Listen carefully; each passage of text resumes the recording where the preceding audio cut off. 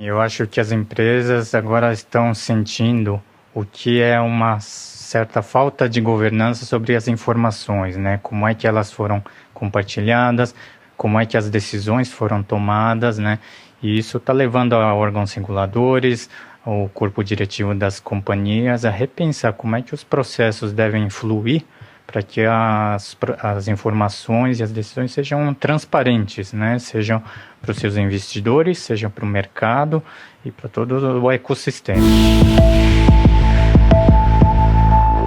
As empresas no Brasil estão mais preocupadas com questões de segurança digital em função do noticiário da Operação Lava Jato da Polícia Federal. Eu converso agora com Cláudia Machita, diretor-geral da Intralinks. Mais demanda para sua empresa? Eu acredito que sim. Eu acho que as empresas agora estão sentindo o que é uma certa falta de governança sobre as informações, né? Como é que elas foram compartilhadas, como é que as decisões foram tomadas, né? E isso está levando a órgãos reguladores, o corpo diretivo das companhias a repensar como é que os processos devem fluir para que as informações e as decisões sejam transparentes, né? Sejam para os seus investidores, sejam para o mercado e para todo o ecossistema. Eu acho que as legislações precisam ser atualizadas, né? Hoje, pela globalização, cada vez mais os diferentes países, diferentes reguladores têm acesso e precisam intervir e interagir com esse ecossistema, né? Então, essa adaptação hoje é uma consequência dessa globalização, né? Hoje, uma empresa, para conduzir sua operação, ela precisa realmente se preocupar não só com o mercado local, mas com todos os outros países onde ela tem interação, né? E como estamos aqui no nosso Congresso, nas discussões sobre regulação, como é que está essa situação atualmente? Hoje existem já pautas no Congresso, o anteprojeto do Marco Civil, né? É uma primeira iniciativa de começar a tentar definir que tipos de informações são privados, que tipos de informações companhias podem manusear para seus processos, que tipos de informações podem ser acessadas pelos governos, uma definição de quem é o dono dessa informação, é a pessoa física, é a empresa, se ela está residida no Brasil, porém é uma empresa americana, o governo americano tem acesso a essa informação, são todas questões que hoje estão em aberto e estão em discussão, né? Então, mas hoje existem iniciativas, várias discussões que envolvem desde o Congresso, órgãos reguladores, grandes empresários multinacionais participando dessas discussões. E como estão essas discussões aqui no Brasil? Acompanham o que está acontecendo em outros países? Eu acredito que sim, até porque muitas empresas brasileiras têm operações fora, no exterior e vice-versa. Muitas empresas estrangeiras têm interesse em atuar no Brasil. Então, o governo brasileiro tem não só interesse, tem a obrigação também de proteger a privacidade dos cidadãos brasileiros e regular como é que essa internacionalização no mundo corporativo vai acontecer. Uma questão muito polêmica que é a internet das coisas e o acesso à informação do cidadão, quem pode ter, né? Como é que está isso, essas discussões, ainda há muita vulnerabilidade? Ainda existe vulnerabilidade, existem estatísticas que demonstram que pelo menos 20% dos dispositivos que são utilizados no mundo da internet das coisas ainda não tem um mecanismo de criptografar as informações. É um exemplo, né? A América Latina representa 20% dos cyberataques, né, de hackers no mundo corporativo, ou seja, então a internet das coisas demanda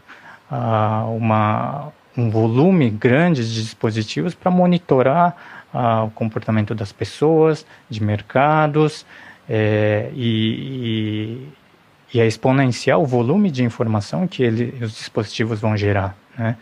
Então, a segurança de como esses dados são trafegados hoje é uma discussão, ainda não existe uma definição, E para os fabricantes é um desafio, né? Porque é um mercado em massa, para você ter escala, você precisa ter dispositivos que possam ser fabricados e possam ter uma evolução num ciclo relativamente curto. Então isso limita até que ponto se pode custar cada dispositivo que vai monitorar e trafegar dados, né? E a questão da segurança de dados no segmento de saúde, como é que está? Eu acho que o segmento de saúde, já por natureza das informações que ela depende, ela é mais evoluído, né? Dados históricos de pacientes, diagnósticos,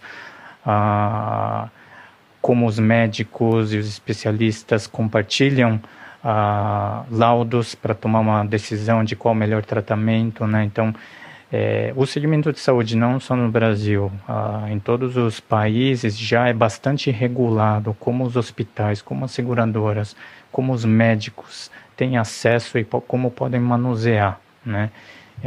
Assim como no mercado financeiro também, né? Eu acho que são os dois segmentos hoje que eu diria são os mais maduros com relação à regulação e governança de informação. E no varejo?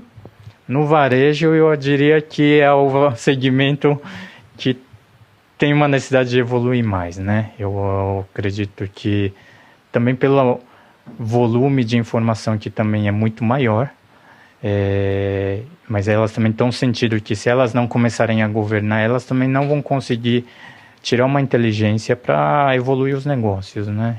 E os consumidores também têm muito mais acesso à tecnologia, então é um segmento que hoje agora está correndo atrás para começar a tirar o melhor proveito dessa governança.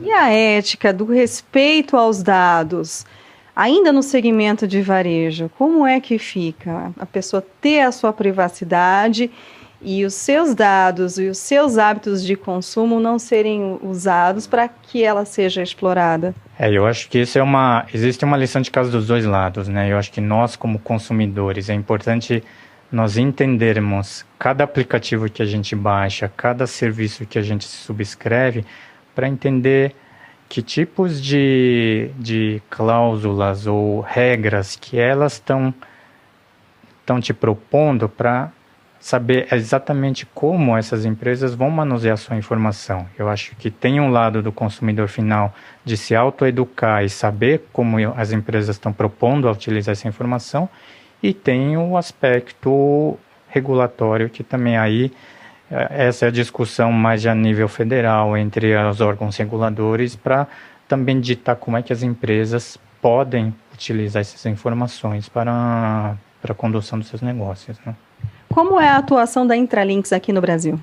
A Intralinks já está desde 2010 oficialmente aqui no Brasil. Hoje a gente atua nesse segmento de colaboração segura, ajudando as organizações a trafegar de uma forma segura os seus conteúdos, ter mais rastreabilidade, auditabilidade e trazer ao usuário final o conforto de que, por onde quer que o conteúdo esteja trafegando ou armazenado, ela sempre vai estar segura. Quais os setores que demandam mais os seus serviços?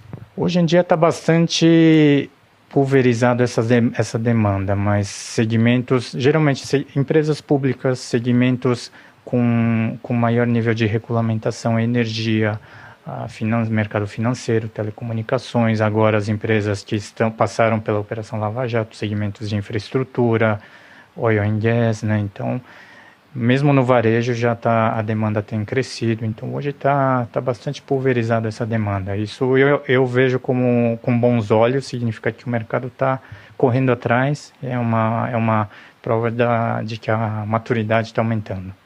E a crise impacta a demanda e a preocupação com segurança digital? A crise impacta, porque a crise vai obrigar as organizações a reduzirem custo, né? A segurança sempre entra no tema mitigação de risco, que em muitos casos acaba ficando secundário, né? Então, isso vai atrasar alguns projetos, mas mesmo com a crise a gente vê que as empresas estão preocupadas em mostrar essa transparência, principalmente porque hoje o capital para passar por essa crise é um capital estrangeiro, e o investidor estrangeiro vai demandar esse tipo de transparência. Cláudio, muito obrigada pela sua participação aqui na Ducascop TV. Eu que agradeço. Luciene Miranda para o São Paulo Direct da Ducascop TV.